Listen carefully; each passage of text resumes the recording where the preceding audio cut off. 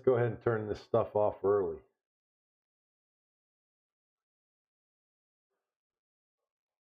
I'm going to wait before I really dive into it because, hold on. I scheduled this live stream when I was in Las Vegas. So I scheduled it using the YouTube app on my phone.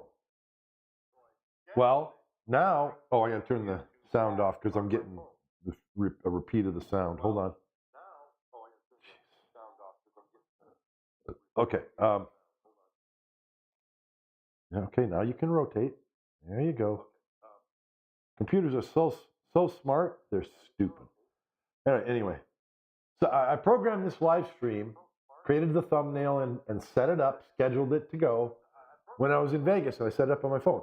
Now I'm home, and I go and I turn on my software on my desktop computer. Why am I still getting sound here? I turned the sound off. Jeez.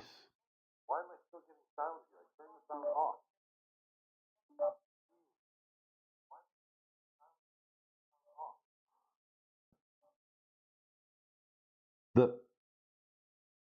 Is it off now?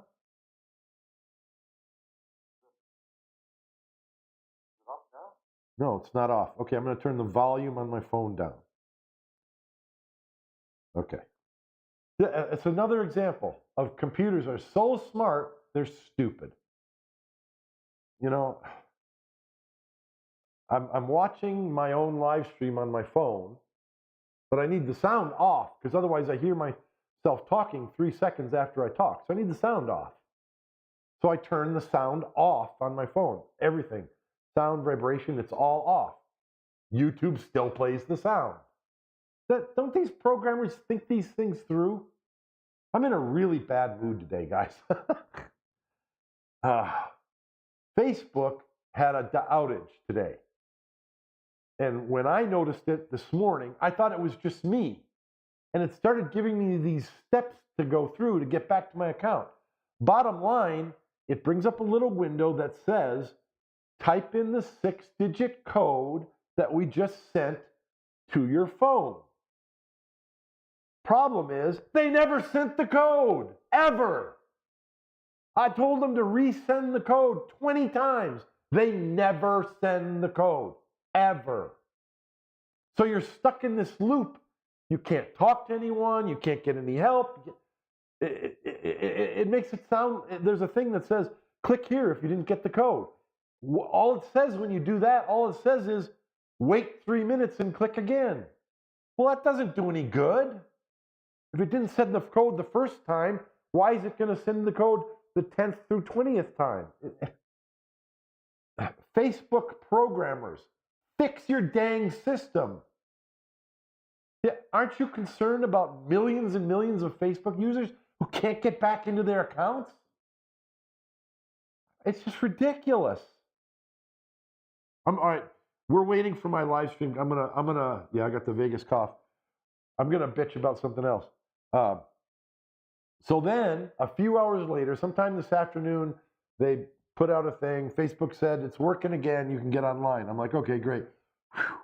You know, because after a while, I realized it wasn't just mine. It was all Facebook everywhere. So I went online to try to get into my account. No change. Everything exactly the same. Can't get into my account. And then it wants me to do an account recovery, and I know better than to do that because that'll just jack everything up. If it doesn't just lock me out of my account forever. So it said it had a thing as an alternative to getting the code on your phone, upload an ID and a photograph of your driver's license or passport.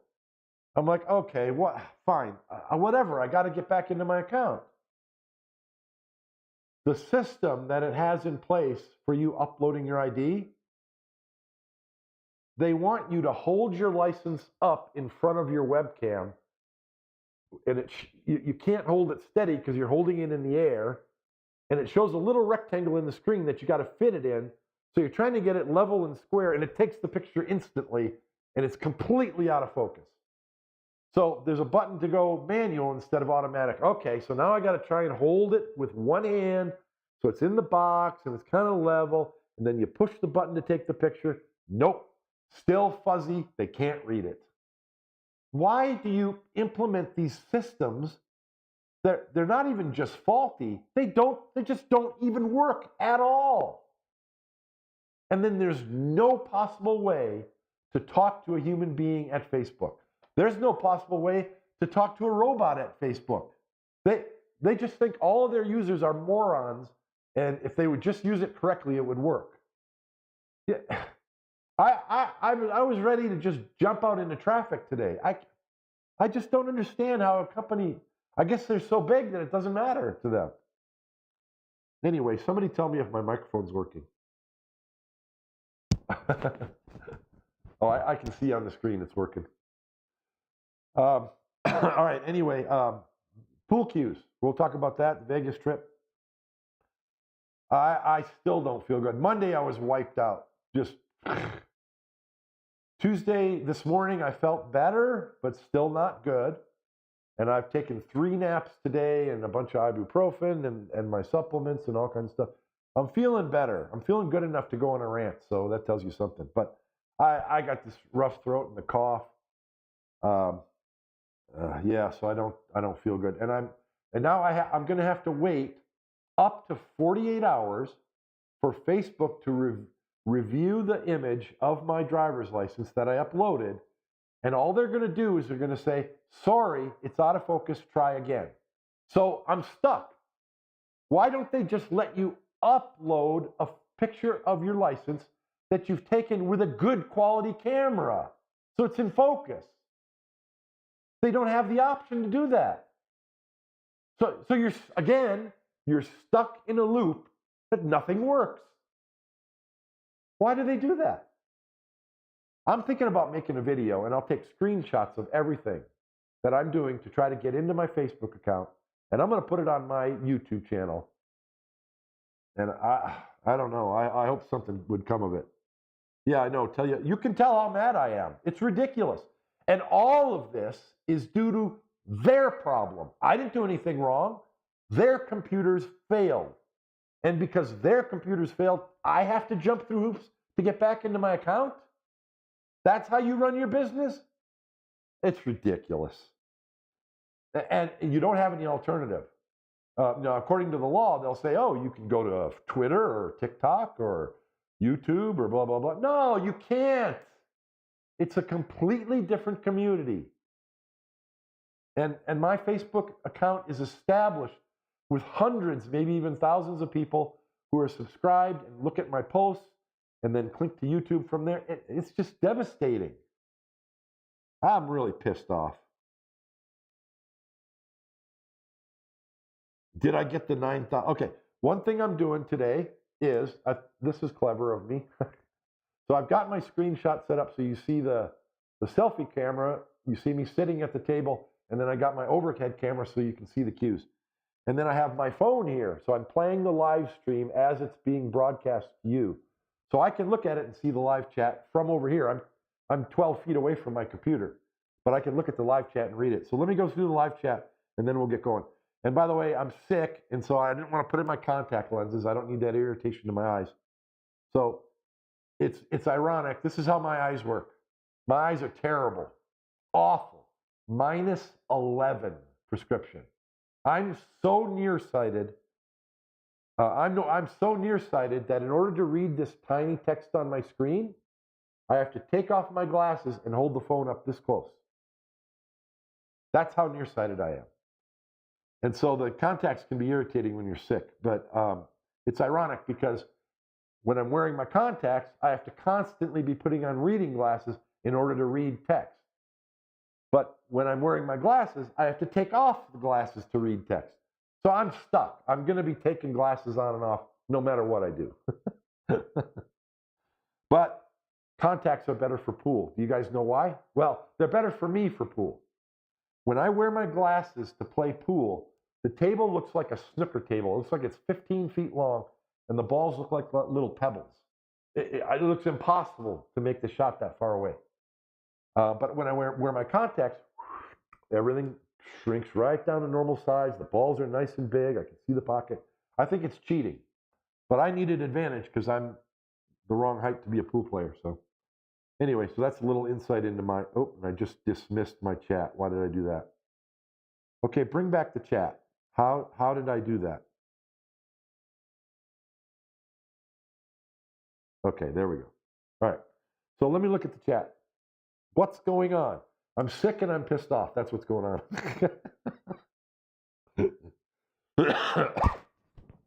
New weapons, I see. I have one new weapon here, and I thought I would go give a history of my pool cues. Maybe that's boring. Maybe I know some people might enjoy it, and I'll try to go through it fast. Yes, the Vegas cough. Facebook owns you. You don't have any choice. None. They don't provide any help. I'm done ranting about it. Did you get the $9,000 cue? No. I'll mention it right now. I bought this cue, this Predator cue. It's a P3. It was expensive. You guys know what a P3 costs. And I did not have the money for it. And I walked around that convention hall for 3 hours. Yeah, buy it. No, you don't have the money. You don't need it. This cue plays fine. No, you need it. Blah, blah, blah, blah. And I finally said to myself, I'm 61 years old. I'm almost 62. I have the money in my savings account. Yeah, but that savings account is for emergencies and for when you fully retire. You don't want to be tapping into that. You need to leave it alone so it earns interest. I know that, blah, blah, blah, blah. And I finally justified it. I transferred the money from my long-term savings to buy this cue, and that's the only way I could have bought it. And I couldn't have done it if I wasn't in a casino, because when you go to the casino cage, they'll find a way to get some money. They'll figure out something because that's what they want, because they think you're going to spend it on the gambling tables. So if it wasn't for that, I would never have been able to transfer the money and get it and buy the cue. So I splurged. That's what I did. All right. Anyway, minus 5.5. My eyes are twice as bad. Yeah, they were all coughing. Somebody else. Oh, I'm getting ads. You guys, I'm sorry about the ads. I don't want to deal with things, so I put the ads on auto. And now I see, now that I'm watching the live stream, it automatically pops up ads in the middle. Does that piss you guys off? Because I could turn that off. Actually, you know what I should do? I should turn it off for the live stream, and then I can turn it on after the live stream's done. So people who watch it after can skip the ads, but during the live stream, you don't have to. Okay, I need a drink of water. This isn't going to be too long. I'm already tired as hell. As soon as this is done, I might have enough energy to turn off the light, and then I'm going to bed. Hopefully tomorrow morning I'll be back to close to normal. Oh, I need a drink of water though. All right. So cues, Vegas, and I want to talk about one other thing, because the whole focus of my channel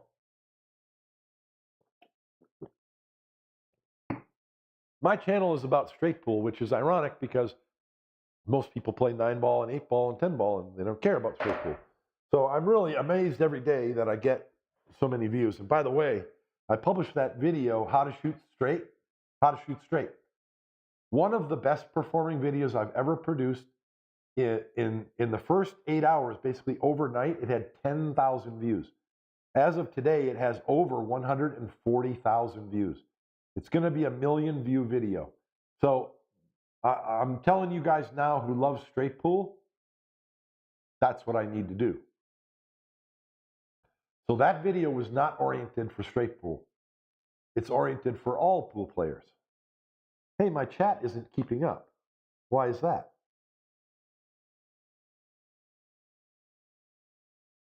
I can see on the screen in the distance, there's more chats in the window than are showing up on my phone. Maybe it's because there's a delay. I'll give it a second to see. What was I saying? Oh, so I don't have any problem with making instructional videos that are oriented for all pool players. But my other focus is going to always remain straight pool, because that's my love for the game. If pool was just 9-ball and 10-ball, I probably wouldn't have this table here, and I wouldn't watch it hardly as much. That's just me. That's just who I am, and I can't change who I am. That's who I am. So don't worry, we're still doing straight pool. So to that end, my goal remains to run 200 balls, and that's been my goal for 3 years. So I had to admit to myself as I was thinking about it in Vegas that I'm not doing what I need to do, and I don't know what it is. Well, I think I know. I always think I know, but I don't know until I actually do it. When I think about my best runs, my best run was 151 from a few months ago. During that run, I remember what it felt like, and it was disciplined execution, and that's what I lack. So the part of the reason to go to Vegas was to watch the pros again, because I watched them many, many times. But part of the reason was to watch them again from a new perspective. How much time do they take between shots? How deliberately do they stick to a pre-shot routine and step into the shot? All those types of things. And the pros miss. They miss just like me and you. They make fantastic shots that you're like, I would never even try that shot. But then they miss shots. And why? And so I'm looking at it with a new perspective. I'm looking at them. Why did they miss? And I can see in them what I see in me when I miss. Because I got hundreds of hours of video of me playing straight pool and missing left and right. So a real quick summary of the reason is disciplined execution. They take it more serious. And so I'm bringing this, I got to go look at the chat on my desktop because it's not refreshing over here on my phone. Why would it not refresh here? Somebody who knows YouTube, tell me why the live chat on my phone is not showing all the chats like it is on my desktop. Once again, can't they program these things to work? It's not like I'm asking it to do anything special. This is a feature that you provide. Make it work correctly. What the hell, man? God, it just blows me away. Anyway, disciplined execution. John Schmidt was here in my house for a day and a half before I went to Vegas. And we played several games of straight pool, and I recorded him, and then he played a couple solo sessions where he was trying to run balls on my table. And I didn't ask for permission, but I don't think he'll mind. John's high run on my table, he was only here for a day and a half, day and a quarter. His high run on my table was 99. And he was mad because he wanted to run 100 on this table. He's not even on the tour. He's had one of the worst years of his life. He has a million other things on his mind. But the professional in him, he wanted to run 100 on this table. Disciplined execution. He made some shots, and I was like, whoa. I was like, you didn't have to put in the work to make that shot. That was a tough freaking shot. He doesn't know any other way.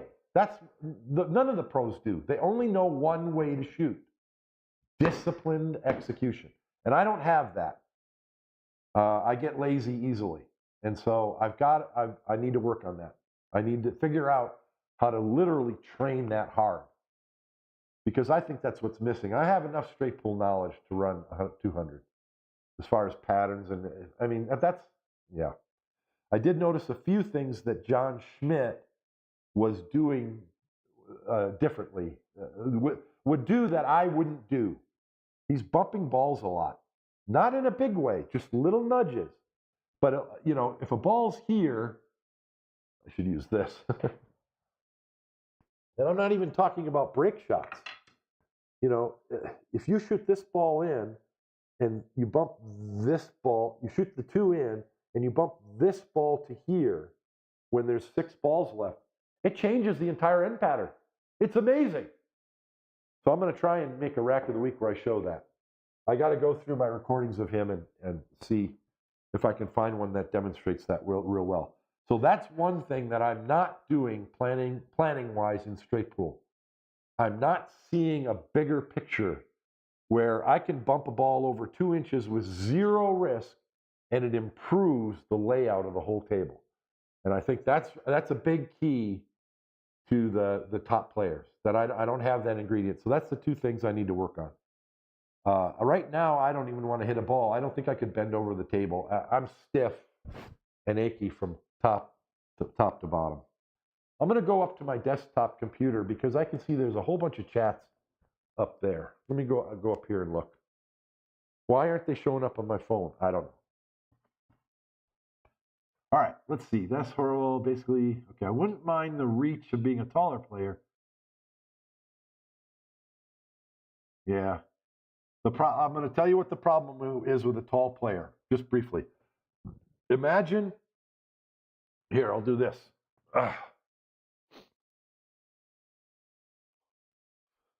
People think that being tall is an advantage. It's not. See this? If I stand it upright, if this thing wiggles by 1 degree, just 1 degree, boop, boop, it's just at the tip, it'll move just a little tiny bit, right? When this wiggles by 1 degree, boing, boing, boing, boing, boing, the top wiggles by a lot. And one of the most important ingredients to be a good player is being solid, rock solid at the table, no movement. And a tall player struggles with that constantly because I'm like a lever in the wind going, woo, woo, woo, woo. That's the reason, believe it, do not argue with me. That is the reason why being a tall player is a disadvantage. And I watched that at the tournament too. You know, I do this stretched out stance to try and get some stability. But then I watched Eklund Kochi. I talked to Eklund Kochi again, and I asked him about his stance, and he said his stance changes. And so I watched him during the tournament. You're not going to be able to see my feet. But on a simple shot that's short or something, he just does this. But if it's a longer shot where he's got to get some power, he's stretched out much farther. So it's the same position, but stretched out more. And that's so he can have stability on that stronger shot. But being tall is a disadvantage, so do not wish you were taller. One of the best players of all time in the history of pool was Jose Perica. He was the master before Efren came along. And Efren did not have to beat him when he was playing his best. And Jose Perica, I don't know what his height is, but he's less than 5'4", probably 5'2". So I'm telling you, stability at the table is what's important, not being able to reach longer shots. The solution to longer shots is you play position so you don't have to stretch. Watch Christina Tkach play. She plays positions in ways that I would not play because she can't reach the shot, putting the cue ball where I would put it. And that's a million times easier to do, that's much more impactful to your game than bobbing around in the wind when you're 6'5". Okay, let's see. What do you think of predator tables? All right, I'll talk about that in a second because I'm going to talk about Vegas. Sometimes the chat on the mobile app needs to be reset by closing and opening it again. Okay, let's try that. Close. How did I get it back open? Ah, that worked. Okay, I'm going to go back over here now. Remind me, but I will talk about the tables when I get to that. Let's see. When are you and little Chris collaborating again? Chris has expressed interest in collaborating with me. He would love to, and I would love to. I know that right now he's busy. He's changing jobs. He's moving. I don't know where he's moving to. And as you well know, that's a major interruption to your life. He has a serious girlfriend, which takes attention. We all know about that. So, I mean, we just have to be patient. He's got a lot going, and plus pool is part-time for him. He has a full-time job. He's a computer programmer. So, yes, I anticipate I will do another collaboration with little Chris when he's available. Andrew is a tall player in more space. Yes, I do too. The reason why I'm in this house is the living room is so huge that I have minimum 6 feet on all sides of this pool table. So I have zero interruptions to my stance, no matter how long I want to stretch out. Okay, so road to 200 will resume. I'm not feeling it this week. I'm sick right now, and I have too much to do. I got 4 more orders for Ghost Gamers came in. I'll probably have a couple more by the time I wake up in the morning, so I got to go in the garage and do those. I'm building a custom rack for someone, which if it turns out well, I might build a bunch more, and then I might even offer that to the general public as like version 2 of the Satori flat rack. It'll be smaller, lighter, cheaper. Not much cheaper, but smaller, lighter, cheaper. And I got stacks of notes. I've got sorting of ideas to do. I need to make a video. I still haven't done the Rack of the Week video for 2 days ago, Sunday. I tried to do it Monday and I tried to do it today, but I can't concentrate. And then I couldn't get into Facebook, and it's not been a good day. So I'm not in the frame of mind to do something like that, but I'll do it. I want to keep them going. I've gotten to the point where I can get it done pretty quickly, but I gotta, not today. So I have tons of things to do, and I'm going to do them this week. And then hopefully next week, I'm going to start back in with proper training. Another reason why that makes sense is another thing I need to do is get rid of this. And it's already gone down a lot. I only ate 1 meal per day in Vegas, but it was bad food. I'm on a program to lose weight, and I have my supplements, and I'm gonna get outside and walk. I need sunshine for vitamin D, and we got plenty of that here in Arizona. So what I'm saying is I need to be on a better health regimen, and even if I wasn't a pool player, I need to do it because I'm old. I'm getting old, man. I'm almost 62, and my life's going to be a lot shorter if I keep putting on weight like I was. I had a big old belly. And I don't want to just trim it down a little. I want it gone. I want to be healthy. So not only am I doing diet, I'm going to do very, very mild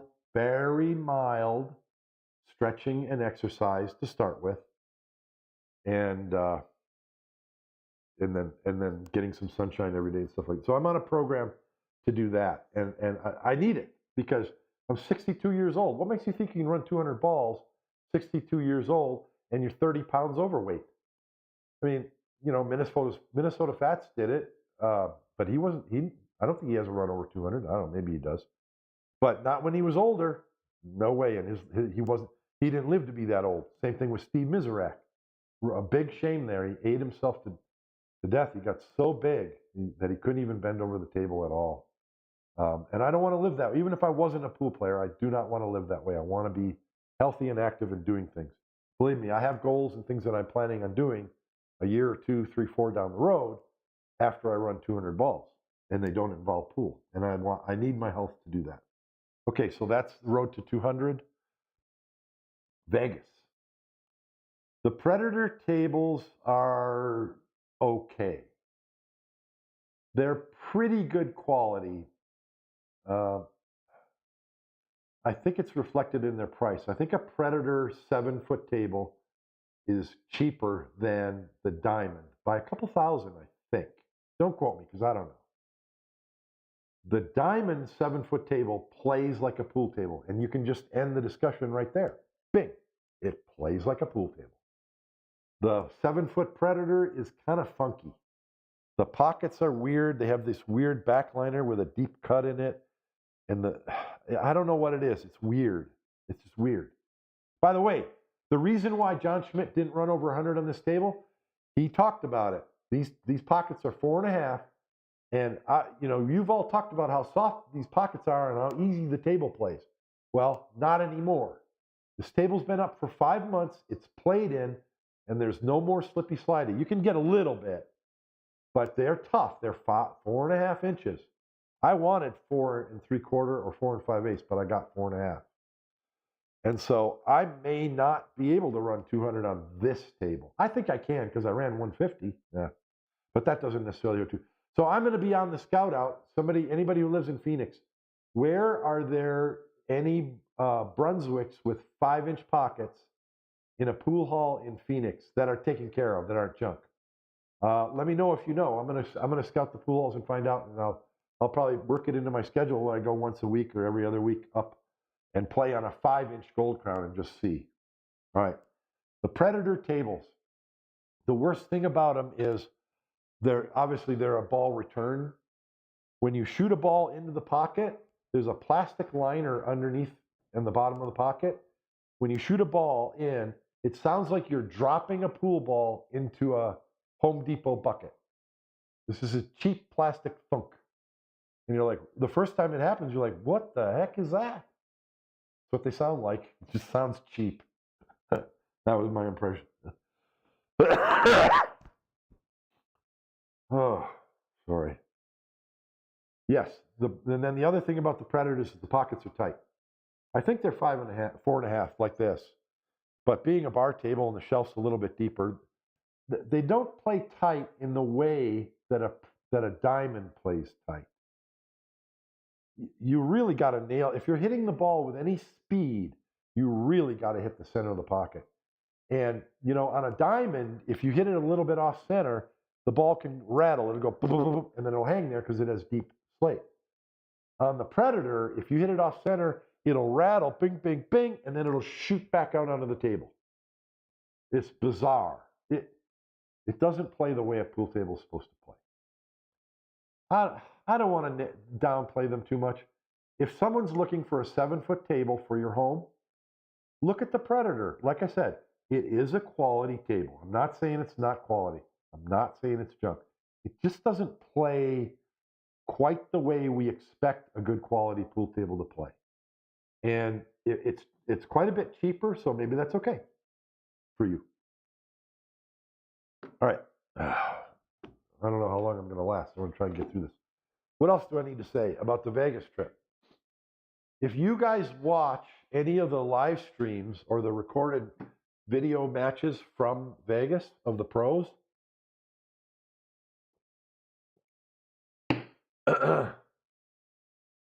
if you see me in the audience in the background, odds are my eyes are going to be closed and I might be snoring. And I don't know, maybe that was the onset of the virus, but I couldn't stay awake. I tried. I couldn't stay awake during those matches, and I'm not happy about that. Yola McSwagson says, I walked by you sleeping. I must not have snored because nobody bumped me and said, stop snoring. But I was definitely asleep more than once. And I'm mad because I wanted to watch the pros, but I would watch them, and 10 ball is boring. It's the same as 9 ball. It's just boring. But I tried to watch them for technique, and I would just get bored and fall asleep. I'm not proud of it. I'm specifically telling you I'm embarrassed and not proud of doing that. I think part of it also was that I didn't take my vitamins and supplements to Vegas, and so after the first day or two, my system started dragging. So it really highlighted the importance to me that I've got to keep taking those. I'm not 30 years old anymore. You should have taken a picture of me sleeping in the bleachers. We can put that up. That would have been funny. I talked to Eklund Kochi and Dennis Grabe. Both are, I believe, very close to me. When I talked to them, we were standing up and I was looking at them straight in the eye. So I believe they are both very, very close to my height. Eklund shoots with a 68-inch cue. He has a Predator with an 8-inch rear extension that he leaves on all the time. Dennis Grabe shoots with a custom Predator with a 3-inch butt extension. I've mentioned many times that your grip is going to change position depending on the speed of the shot. But it changes position along with your bridge length, okay? So if you're holding the cue way at the back, that means you have a long bridge. You're hitting it hard. If you're choked up on the cue, that means you have a short bridge. You're hitting it soft, okay? And medium is medium. I was watching Dennis Grabe, and he was holding his cue on the very end quite a lot. I don't like that. I think you need some mass behind you. I could be wrong. I don't have any physics proof. I'm sure Dr. Dave would tell me I'm full of it. I think you need some meat behind, not a lot. You don't need 12 inches. You know, Earl has like 18 inches coming out behind his grip hand. No, but you need something. Anyway, so I'm going to get into that in a moment because I'm going to talk about this new cue. Let's see. 4-inch pockets on gold crowns. No, 5-inch. 5-inch. Did I say 4? I'm looking for a 5-inch pocket on gold crowns in Phoenix. Or 5-inch pockets on a diamond, but I don't think there is such a thing, is there? That would be fine. But it's probably 5-inch pockets on a gold crown. That's very common, or at least it used to be. So I'm thinking it should be possible to find. 5-inch, not 4. 5-inch on a gold crown. Okay. Town and country in Daly City. Where's Daly City? That's California, isn't it? I don't know. Whatever. Okay. So I talked to Dennis Grabe and Eklund, and Dennis Grabe talked about his cue, and both of them, what I've gathered, it wasn't a very specific conversation, is don't get too hung up. Yes, your cue needs to be long enough. You don't want it to be too heavy. Aside from that, pick one and get used to it and shoot with it. And so I already told you why I bought this one, and I'm going to go into that now. So let me talk about cues. This is fun. Many of you probably don't care, but let me try and give a brief history of my pool cues. I've never had a lot of money in my life, except for one time in my life for about 10 years, but I've never owned a lot of pool cues. What you're seeing on this table is every pool cue that I've owned, except for the first two. So in 1980, I was 18 years old and I didn't know anything. And I got interested in pool and I bought a pool cue from the local sauna and spa and pool table store, right? And it was a junk. It was a piece of garbage.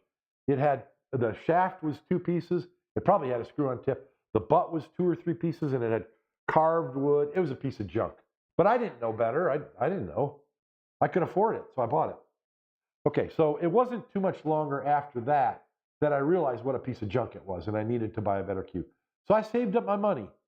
And let me see if I can even find it. I bet I can find it on the internet. Let me take a look. I meant to do this earlier, but I just 3 or 4 naps today because I keep getting wiped out.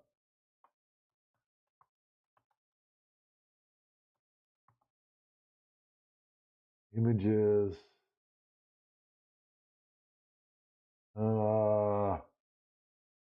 Yeah, it was probably like this one. Nope, it wasn't like that. All right, anyway, it doesn't matter. It was a plain cue. I think it had 2 points. It was a McDermott, and I think it was a D10. And I remember it was $110. Now, in 1980, 1981, that was probably the cheapest good custom cue you could buy, but it was still a lot of money for me. And I played with that McDermott D10 for a lot of years. Now, that McDermott had a maple shaft, phenolic joint, maple butt piece with a linen wrap, just your standard cue, but it was of enough quality that I could play and improve some. When I got to the pool hall years and years later in Denver and started watching real pool players, I was like, oh. And I realized I wanted a little bit better cue. And at that time I had a job and I was making more money. And so I wanted to buy a better cue, and I didn't do a lot of research. There wasn't a lot of research to be had. There was no internet. You talk to your buddies and you say, what cue should I buy? They didn't know what cue you should buy, but you didn't have any other resources. So you talk to people, and what I gathered was straight pool players prefer cues with metal joints. So there was a couple people who hang around the pool halls buying and selling cues. And one guy came in and he had this cue, and it's a metal joint cue. And I really like the way it looks. It's got frickin' 8 points. Is it 8 or 6? 8. 1, 2, 3, 4. Yeah, 8 points. 4 long, 4 short. I'm going to hold it up closer to that other camera in a second. Metal joint, Prather, a custom cue maker, P-R-A-T-H-E-R. P-R-A-T-H-E-R.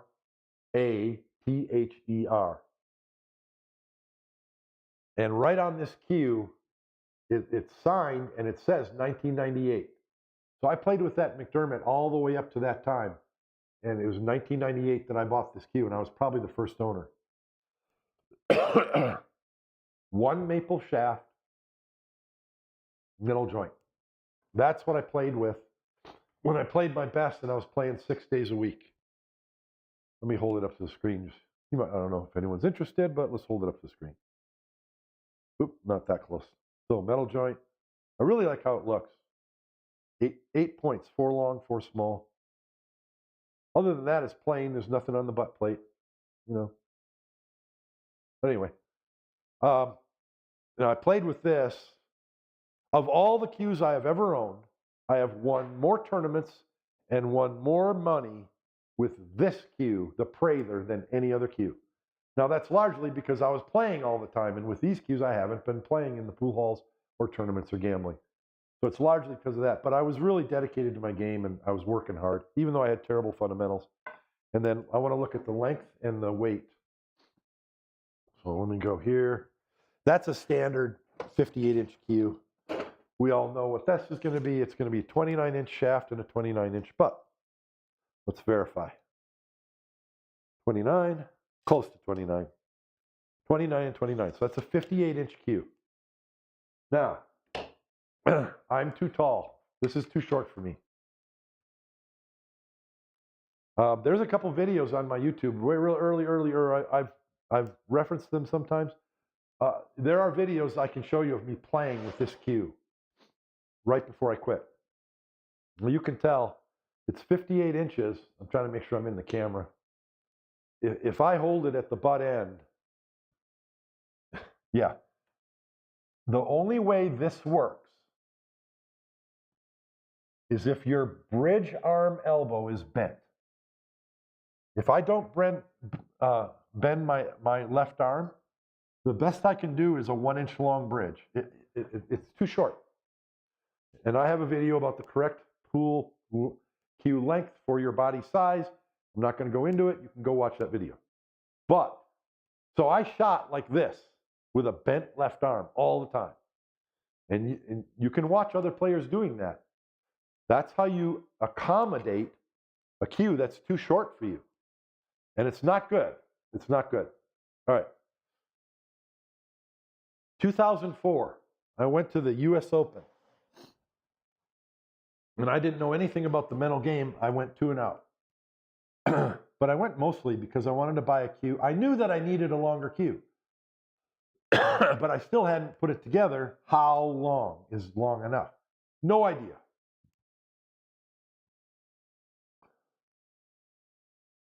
Yes, if you look at, no, it's, let me tell you a story about the Prather then. Okay, okay, so let me continue and I'll answer your questions, both of those. So I went to the US Open 2004. Part of the reason I went is we made a couple trips to Q Masters Billiards. At the time, the house pro and cue maker at Q Masters was Dave Bowman. He was a former professional golfer turned professional pool player, and he was 6'5" tall. So I said, if anybody knows how to make a pool cue for a tall person, it's Dave Bowman. So I went down there and I bought this cue from Dave Bowman. And this is the cue you've seen me playing with on this YouTube channel almost exclusively. Exclusively, this one. Now I've used different shafts. When I bought it, this cue came with 3 shafts. 3 shafts. Because that's what you did back then. So let's take a look. I don't want to stand up. So the shafts here are 30 inches. And I bet the butt is 30. Yes. No, 30 and a half. So this cue, with the original maple shafts that came with it, you can see that the butt end is longer than the tip, is a 60 and 1/2 inch cue. So let me put this together. This is better. And even though it's a longer cue, it's 2.5 inches longer than the Prather, I never played any better than I did with the Prather. It's still not long enough. Look at it in my, to me, when I put it together without the joint extension, it feels like a toothpick. But anyway, regardless. When I got back from the US Open, I was like, I don't need 2 pool cues, let me sell the Prather. So I sold the Prather to somebody in the pool hall, and it didn't take long for me to regret selling it. I was like, man, that cue was beautiful, and I won all those tournaments with it. I want that cue back. And it was like a year later that I was in the pool hall, and somebody came in buying and selling cues, and they held up this one, and he goes, you know anybody who's interested in this cue? And I said, let me take a look at that. And I looked at the signature, and I saw that it was my cue. And I was like, how much you want for that? So I bought my cue back. I bought my Prather back. So you asked, is this Prather for sale? No, I will never sell it. It's just sentimental value. There's nothing special about the cue. It's just a plain, it's not plain, but it's your average good quality playing cue. It's a very good quality playing cue, but it's sentimental value. I'll never sell it. All right, let's see what else. Back then, when you bought a when you bought a cue, you bought it from a custom cue maker. Aside from McDermott and Viking and maybe there were no companies mass producing cues. You bought it from a guy who bought a blank and turned it on his lathe and built a custom cue, usually to your specs. Back then, cues almost always came with 2 shafts, okay? So you have a spare in case if something happened to the one. There were maple shafts, and the ferrules aren't as good and the tips aren't as good. So you often had 2 shafts. You had a backup. So for some reason, this one came with 3. Probably he had an extra 30-inch with the same rings, and he knew he wasn't going to sell it any other way, so he just threw it in with this cue. I don't know. But that's why there's 3. Okay. So I played with this cue for 5 years. 2009, the economy crashed. Long story short, I quit pool for 10 years. I came back. Have I tried carbon fiber? Yes. Laminate. I shoot with laminated. Right here, I shoot with a Vantage. That's a laminated shaft, right? And I also have a Predator 314. Those are laminated shafts, correct? They're like 8 splices glued together. Is that what laminated means? And I also have a Z shaft. I got ZV and 3. Oh, where's my other? Somebody was asking about this as well. Where's my other shaft? There it is. No, there it is. Somebody asked if I ever tried carbon fiber.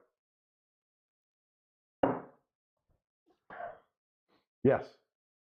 This is a Q-Tech Synergy. I got it with the 3/8-10 pin for this cue. I played for it for a good long time. You can see me playing straight pool on my YouTube with this shaft. You got to look over a year ago. With this shaft alone and with joint extensions. Okay. 2009, I quit pool for 10 years. 2019, I came back to pool. And now I'm smart enough to realize that I didn't play correctly and I want to learn how to play correctly. Took a lesson from Mark Wilson, took other lessons, working hard on my game, started the YouTube channel towards that end. And I knew that even that 60.5 inches was not enough. Okay, so what is it? What is enough? I don't know. So I got a 4-inch extension in black, a 3-inch in wood, a 6-inch, an 8-inch, and a rear extension. So just for the record, this is a cheap Chinese rear extension that I actually made work with this cue. It's 12 inches long, and I had to drill and tap the weight bolt in order to attach this. This is the worst money I've ever spent in pool, hands down, ever. Piece of junk. The only reason I keep it is to show you. And although they may look somewhat different, somewhat the same in appearance, The difference between this and this is night and day. This cheap Chinese rear extension is really heavy, but I was going to weigh this stuff as I went along and I forgot. So let's just take a look real quick of these two. 7 ounces for this cheap Chinese rear extension. So if you have an 18 ounce cue, putting this on makes it 25 ounces. Ridiculous. This is the Predator 8-inch extension. 3.5 ounces. That's half the weight. But still, if you have an 18-ounce cue, that makes your cue 21.5 ounces. I mean, as a taller person, I can deal with that. And like I said, you just need to pick one and get used to it. That's what you need to do. So I'm messing with myself here. But I think especially for straight pool, a lighter cue is better because you're most of the time shooting softer finesse shots. Just for the record, the Prather cue, let me put this down on here. Prather cue, 18.7 ounces. That's a fairly light cue. It's almost 19 ounces.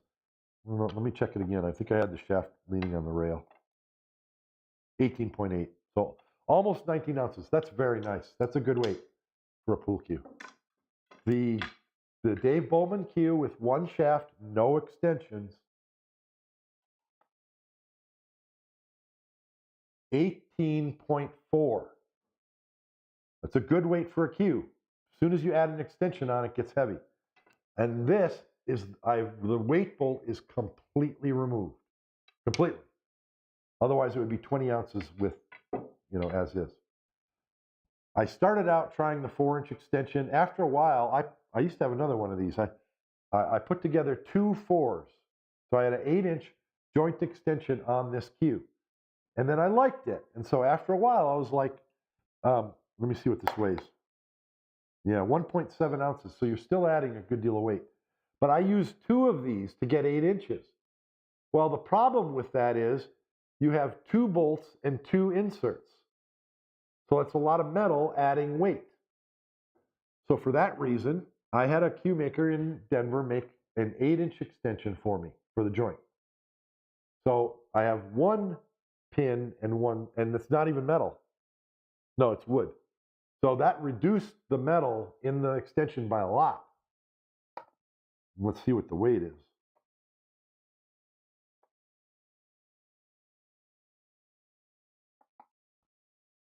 .8. Okay. And by that time, so let's compare here. I know this is getting complicated. So this shaft is 3.7 ounces. That's fairly light. The Q-Tech Synergy shaft is 3.9. And I know that the Vantage shaft, which is what I've shot with the most, yeah, 3.7. So by the time you add this, and this together, 21.2 ounces. Now that's okay for a real tall person. It's manageable. Like I said, pick something and get used to it. But I really want a lighter cue. I want to give myself the best chance. I know it's the Indian, not the arrow. I know that. I know. But I have to fiddle. I don't like carbon fiber. After I played with this for some months, this was the first low deflection shaft I ever played with, was this Q-Tech Synergy. And so it took a lot of getting used to because you didn't have to account for that squirt. Once I got used to it, I liked it. Then I started comparing, and the deflection on this Vantage shaft, in my opinion, is less than this carbon fiber.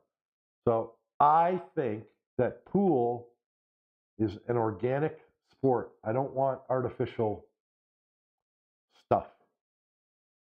That doesn't make any sense, but it's just the sentiment I have. So I'm a wood shaft guy, and there's no more logic to it than that. That's just what I like. So this is the only carbon fiber I tried, and I'm not interested in trying anymore. Nixon, I have a video on YouTube called "What is your proper cue length?"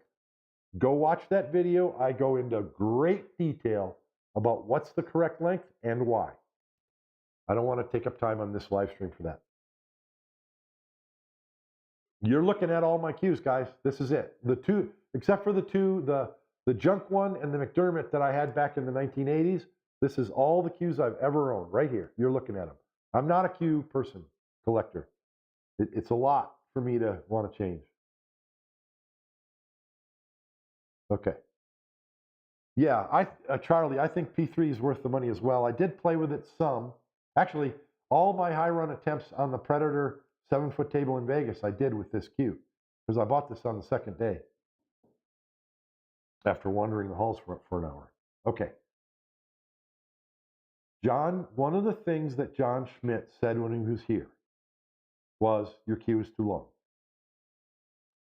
Okay, so real easy to dismiss that because I've been in and out and up and down and spent countless hours researching and testing this, that, and the other. But you got to listen when a pro who's won the US Open and sets world records, you have to listen to what they say. And so I put this 4-inch and this 6-inch on this cue before I went to Vegas and I played around some. Here's the bottom line. The reason why I went with a longer joint extension on this cue is because it has a linen wrap. And I feel like an idiot if I'm holding the cue back here and it has a linen wrap. That's what the wrap's for. Hold it on the wrap. It just feels dumb to me. And I'm not going to name any names, but there are pro players that have cues with linen wraps, and I watched them play. They never touch the wrap. What? That doesn't make any sense. That's just the way I am. It just doesn't make any sense. Let me get a little water. So, even before John Schmidt came here over a month ago, I started looking at cues, cheap cues, expensive cues, Predator, Q-Tech, Viking, this, that, everything. And I was going to talk to a custom cue maker as well. And I was like, no, let me just buy a production cue. And I settled, I was going to buy this online, but I didn't want to have the money to spend, and I didn't want to. And I want to hold it and try it before I buy it. So I went there, and this is funny. If Predator's watching, they better listen to this. The very first booth I walked in Vegas was the Predator booth. And I'm looking at the cues, and I found this cue, and I'm like, ooh, that's beautiful. And the Predator sales rep walked up to me, and I turned and looked at her, and she said, hello. And I said, hi. And she walked away from me. What the hell, man? What the hell? So maybe somebody else wanted her attention. I don't know. I don't know. But that turned me off. So across the convention center, there's another booth that sells a variety of cue brands, and they were a Predator vendor. They had the same cue, same price. They had a used 8-inch extension, used, so it was cheap. So after wandering around and waffling back and forth, I decided to buy it. So I'm going to show you this. This is a P3 Rengus. They make it with a wrap and without a wrap. I specifically got it with no wrap. So if I ever play with no extension, I can put my hand wherever and it doesn't matter. When I play, well, I don't have my extension things in. But when I play with an extension, and I'm holding it back here, it makes sense. And I can hold it at the joint, and there's 3 inches sticking out behind. The other reason that I wanted to do this is that even though this 8-inch custom extension is lighter than these, it puts extra joints and extra material between the butt and the shaft, which is where you're getting your feedback through the shaft when you hit balls. So I wanted to go to a rear extension to get rid of that. So now I have the factory joint from shaft to butt piece, nothing in here. I think that's more important. Now that's a big change because for the last year I've been telling people butt end extensions are stupid. Go with a joint extension, and I've changed my mind. So maybe I have to change. Maybe I have to make a video about that and explain why. The key issue is weight, because the butt end extensions can get heavy.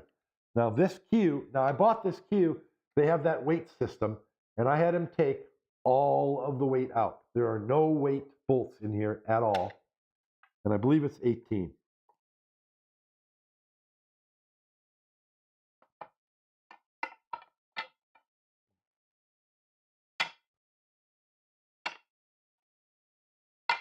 Trying to get it to balance. Come on, balance, baby. Yeah, 18.0. So that's really cool, 18.0. And what's interesting is the butt is 13.5. That's important because most butts without the shaft are 14, so this is a little less. So I was doing everything I could to try and get the weight down. So 18 ounces. The Predator 8-inch butt extension, which is made of, I don't know, it's not carbon fiber, it's some type of wood or plastic. I honestly don't know what it is. 3.4 ounces. So now my cue is 21.4 ounces again. My intention all along was to take this out to the bandsaw and cut 3 inches off the end. That's going to reduce the weight almost in half, and it's going to get the weight well under 21 ounces. Stupid ads.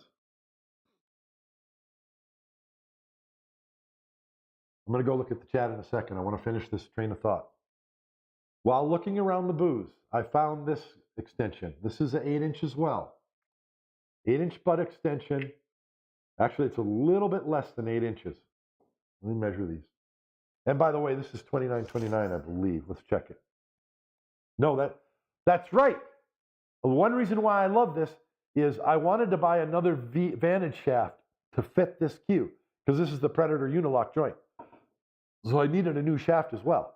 And I wanted to buy a Vantage. He didn't have it. He said, but I have this 314 and it's an inch longer. I was like, give me the longer shaft. Yes. Okay, so this shaft is 30.5 inches, and then the butt is probably, 29. So I'm 59.5 just stock out the door. 59.5, and then this extension is 8, but I'm going to chop it down to 5, so that makes 74.5. My Dave Bowman cue with this is 78. So if I cut this off, I'll be down to 74.5 and under 21 ounces. That's what I want. Walking around, I found this, which is a carbon fiber extension, which is even lighter. This is 7.5. This extension, it's a rear extension. Turn the scale back on. I'm about ready to go to sleep, guys. I am tired. This is 2.6. So where was I at? 18.4. So that'd be right at 21. So if I cut some off of this, it should take it under as well.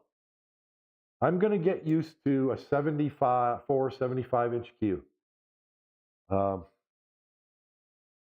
We'll see. I haven't cut these yet. I want to experiment first.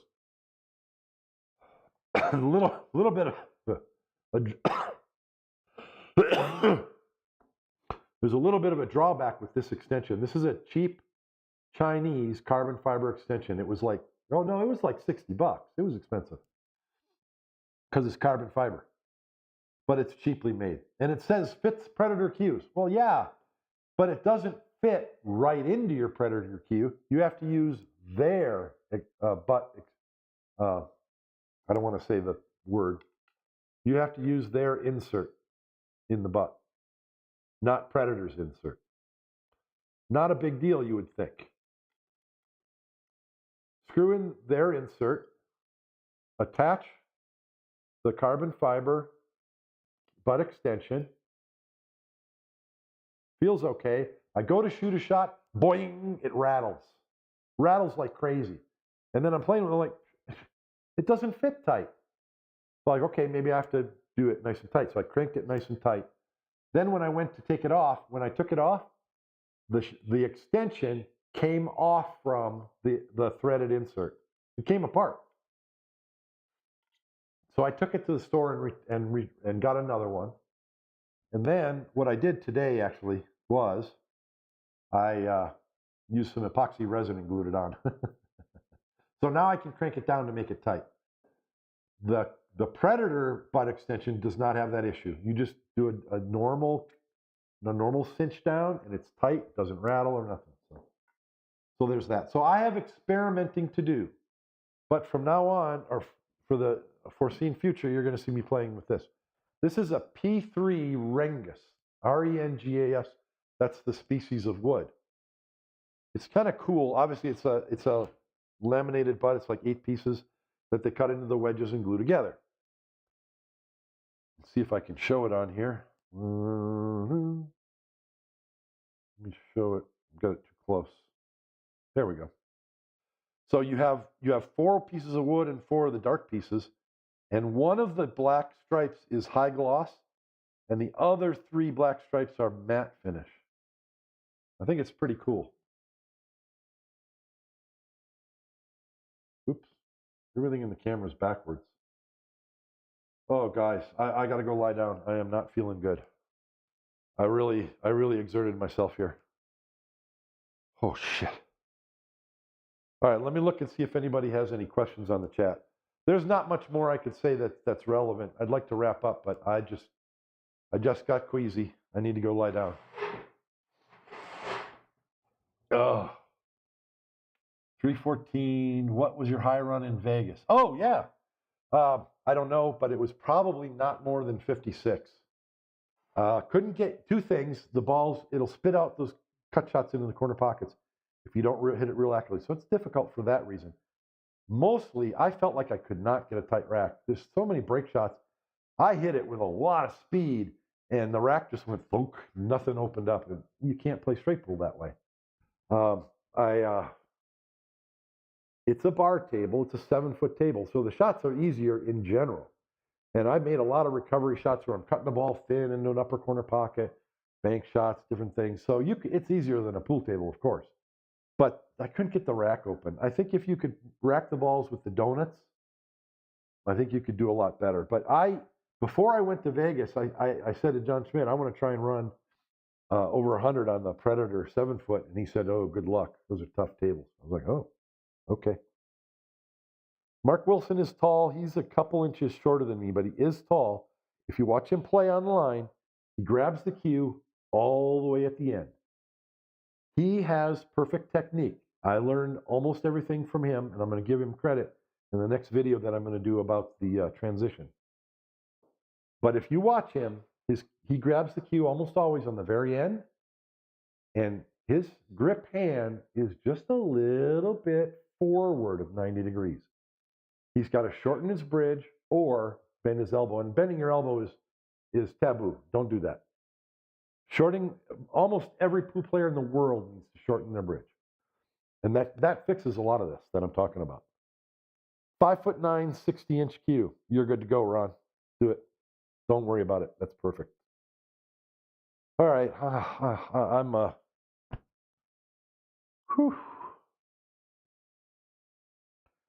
I'm hoping I'll be feeling better tomorrow morning. Monday I was completely trashed all day, but still I had to go make a handful of ghost steamers and get them shipped.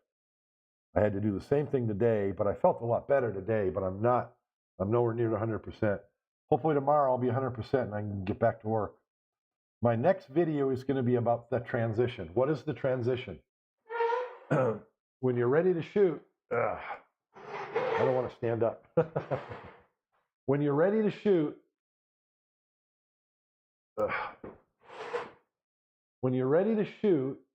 you pull your grip hand back and then forward. When you shoot, you follow through to shoot. The transition is this, from back to forward when you shoot. That's the transition. Most important part of the pool technique. All right. I'm also going to put together a poll because I might do another video before that.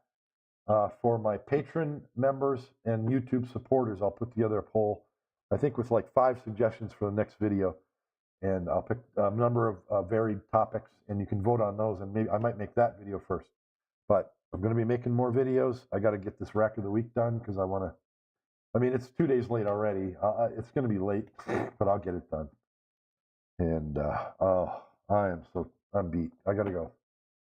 Oh, thank you for watching, everyone. I know I look like crap today. One of my philosophies on this YouTube channel, and I preach this to other people who want to learn, if you're going to have a YouTube channel, do not invent a character that you play. Just be yourself. If you're just yourself, you don't ever have to remember what lies you tell. And that's the way I run my YouTube channel. You're seeing me, warts and all.